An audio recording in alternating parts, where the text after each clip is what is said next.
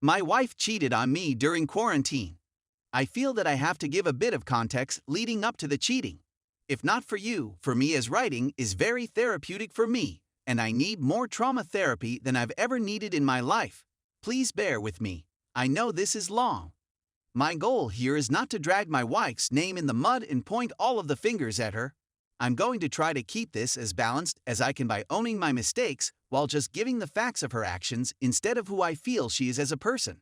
I hate this because as I write this out, I feel like I deserve all of the blame. And in some cases I do. But there are two sides to every story. I have a 14-year-old daughter from a previous marriage that ended in disaster. Long story short, my ex-wife was not a good person, and I needed to protect my daughter's safety. I got 100% custody, and the mom skipped out by moving from Texas to a European country. Despite the trauma to myself and my daughter, who was 4 years old, at the time, I fought to keep some sort of connection between the two. I set up virtual dates either by phone or video when that became more accessible.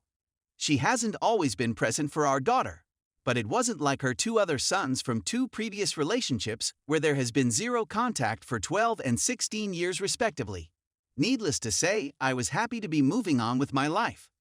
It took me about 3 years, but I found what I felt was a tremendous woman who could potentially fill in as a mother to my daughter. This woman soon became my wife 2 years later. I tend to find really good things in people despite their flaws. I have so many flaws, who am I to judge? I want someone who can see the good things about me and not sweat the small stuff. I saw who my wife was to her core and fell in love with her. She is the most hardworking person I've ever met. Things didn't start off very well in the stepmother/daughter arena because at this point my daughter's biological mother was pulling away. She stopped paying child support and stopped showing up for some virtual dates. I was quickly placed in the middle between a 7-year-old little girl who didn't understand why her real mom wasn't around and a woman I was falling in love with. The next 3 years was incredibly intense, and I did not handle the stress of that very well as my soon wife told me all of the things I did wrong on raising my daughter all by myself. I did the best I could, y'all. Over the next couple of years in this new relationship, my father lost his wife to lung cancer, my stepmother who was like a mother to me, and my father who got diagnosed with emphysema. He lost his house and I had him move in with me.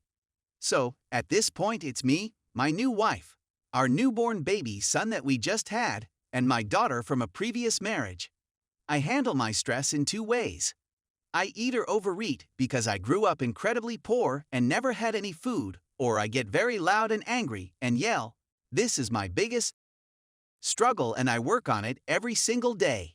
There have been days where I was angry all of the time because not only was I placed in the middle between my new wife and daughter, but my wife and father who isn't very easy to live with. The larger I grew in weight gain, the more I grew angry from the overwhelming stress. It got to a point where I yelled at my preteen daughter a lot. I got in her face, I said hurtful things, and I scared her, unintentionally, because I couldn't take the middleman stress my wife placed me in and the attitude I was receiving from my child. I even temporarily kicked my father out of the house for a year, who wound up being homeless and living out of his car. I was afraid every single day that I'd find him dead in his car because he had no place to go and slept in the parking lot to our apartment in the winter. More recently, things have been rocky with my wife for years, and at this point, we now have a 2-year-old son and found out she was pregnant with our youngest son. We started seeing a marriage counselor and have been going to therapy solo as well. Just before Christmas 2019, we were under a great deal of stress. Things were still bad between her and I. We barely had sex for the last 3 years, maybe 30 times in that time period. Despite the stress, I felt the therapy was helping and my anger was well managed but wasn't completely disappeared.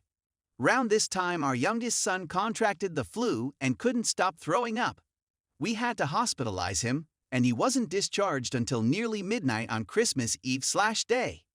To top it off, my wife got the flu, and so did I, while sleeping on a tiny, uncomfortable hospital couch.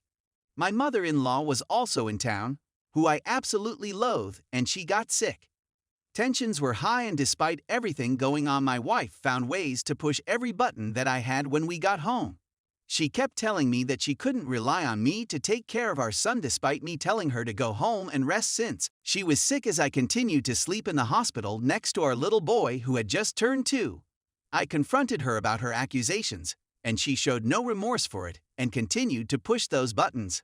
I had a car seat next to my feet where I was standing and I picked it up and threw it on the opposite side of the house in frustration, away from my wife. I had no idea, but my mother-in-law was laying on the couch by where it landed, and despite how I felt about her, I felt horrible for what I did. I then had to put up with my MIL telling me that I needed to be on medication. I was on medication, and act as if I was the only one at fault here. I wasn't. Privately, I got my wife to admit her actions that led to the argument, but when it came to her mother, she refused to stand up for me as the MIL berated me. And with my MIL, it was a case of the pot calling the kettle black to the extreme. The whole situation was really bad, but this incident was a turning point for my anger. For the last 7 months, my anger has been mostly controlled. I was truly becoming a strong father figure and a loving husband. I was able to fully open up to my therapist about my past that I had repressed and discovered that I had an entire childhood of sexual and physical abuse. I've been sodomized by a family member, I was raped by kids down the street from my grandparents' house, and I was molested by a guy at a motel where we lived. I also recalled that I was physically abused by a babysitter for a while, and I was even abused by my mother. This is why I've been so angry, and I was making a huge breakthrough in my life. I was so proud to share my progress and self-discoveries with my wife. My wife and I have been working from home during the quarantine, and as you can imagine, the tensions have been high. For the last couple of months or so, she's been spending a lot of time away from the house. Anywhere from up to 4-5 days in a week. She's either going to work out with our daycare provider, who she is friends with, or going out with coworkers. I felt that the space between us was a good thing since we've been cooped up for so long. I felt my marriage was getting back on track.